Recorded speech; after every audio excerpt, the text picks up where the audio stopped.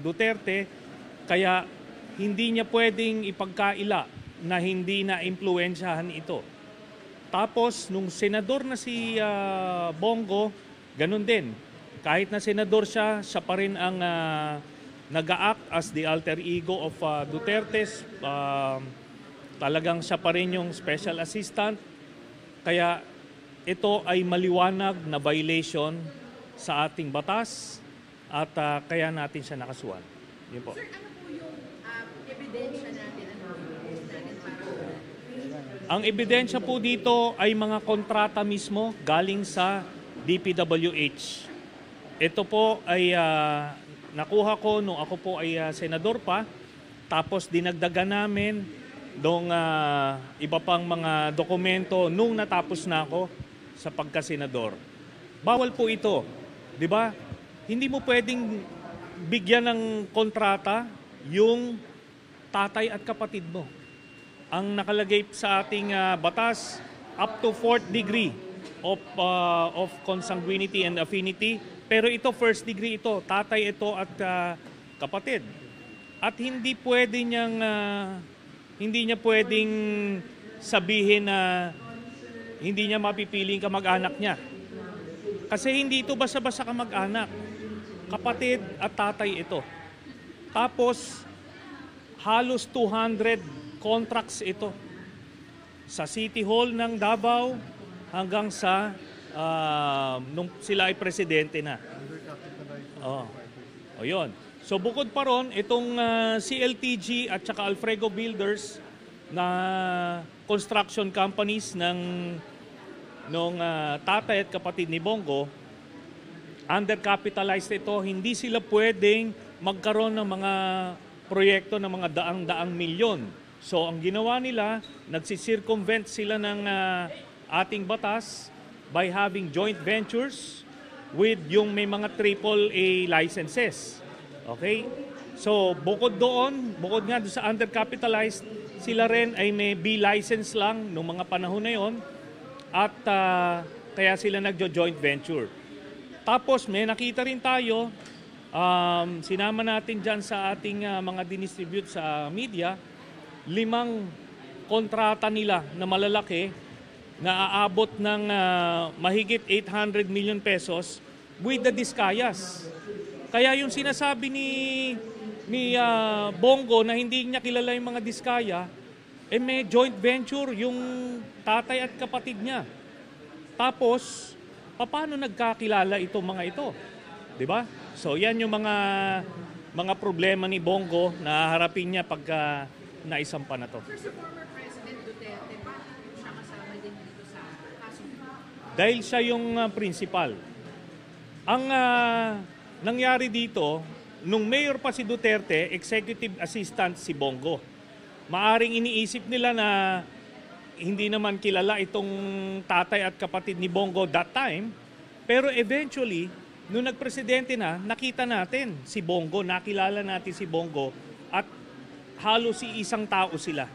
So ang pumipirma, ang nag-a-approve ay itong si Duterte, pero nasa likod niya itong si Bongo.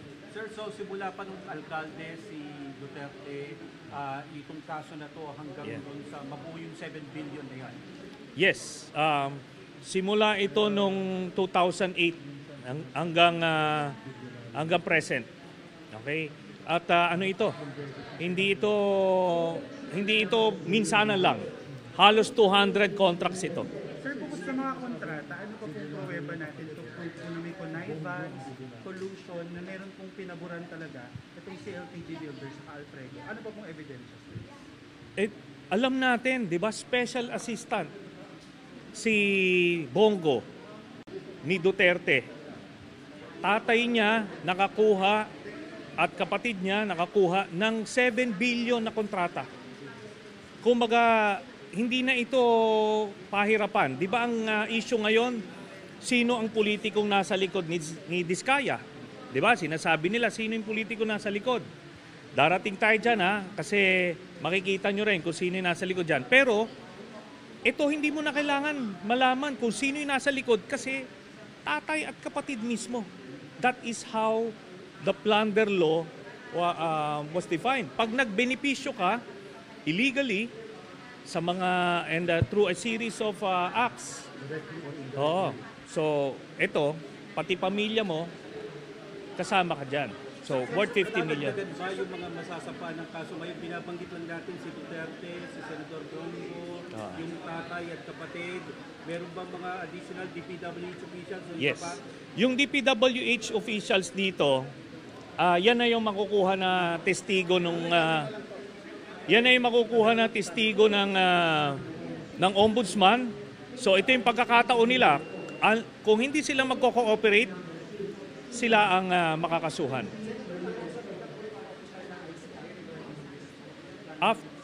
After namin i-file nito, bibigyan namin ng kopya yung ICI para makita nila na ito na eh. 'Di ba? Ito diretso talaga ito. Tatay at kapatid. Binigyan mo ng bilyon-bilyon na kontrata. While you were in power, covered nila 'yon. Kasi ganito 'yan. Kung nung hindi naman natin yung sinasabi niyang pag yung kamag-anak mo may negosyo, hindi natin pinipigil, tama 'yun.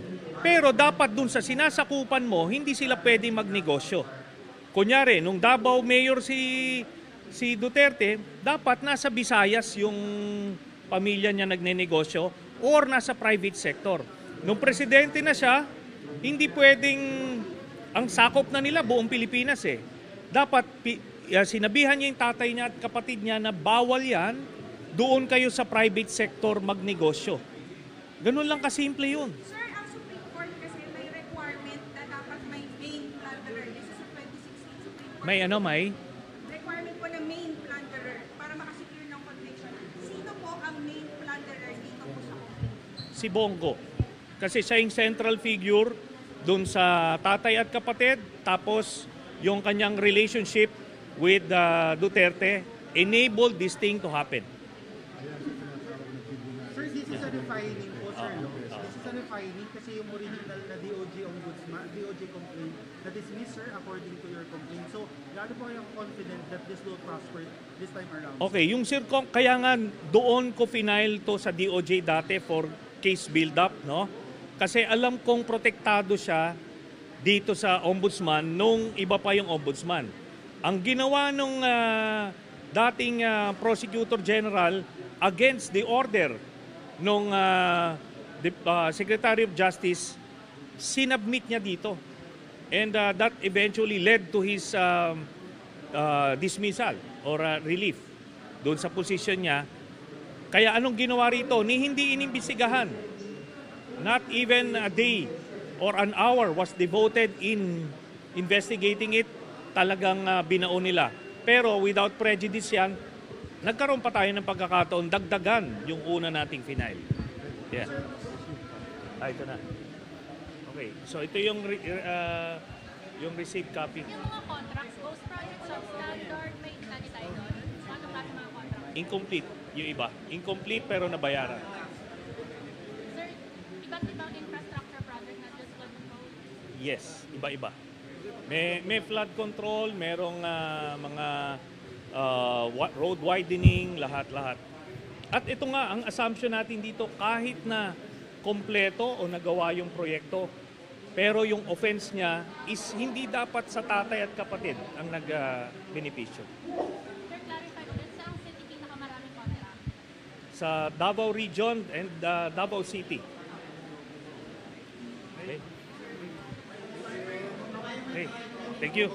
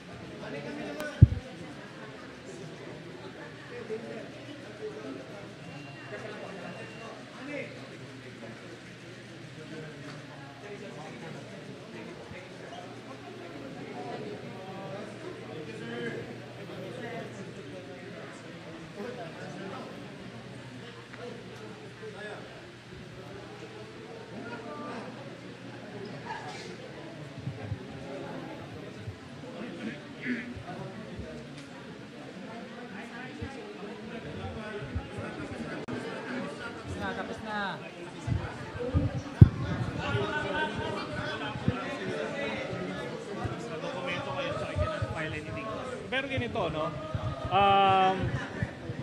Meron pa akong ipa-file na case. Meron pa akong ipa-file na case yung sa Frigate scam. Ililipat ko na rito from the DOJ para masimulan na nila yung mga investigasyon doon. Sir, target date. Siguro mga next month or baka early next year na. Okay? So, thank you. Yeah. Sir, dito sa Ombudsman, ipapasa niyo din sa ICI after dito? Yes. Yung na-file namin, bibigyan namin ng copy yung ICI para makita rin nila. Magkaroon din sila ng record. No? Okay? Sige. Seat nurse na lang pwede. Seat nurse lang, Seat nurse na lang o pwede ba? Since boss yung mga Since salary ako. ngayon, masama.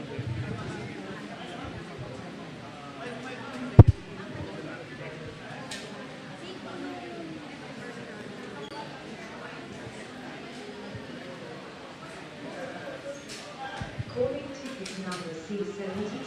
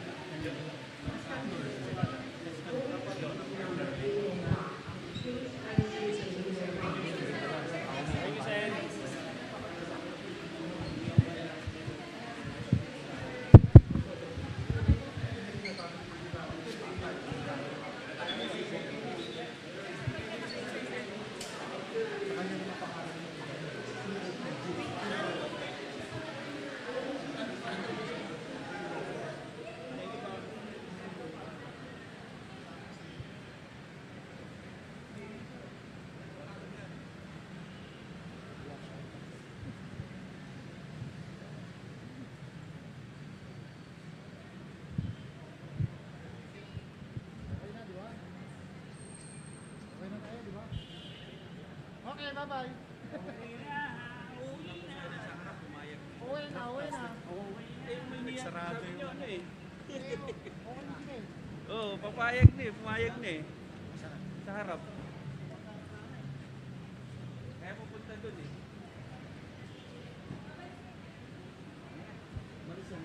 Yun na.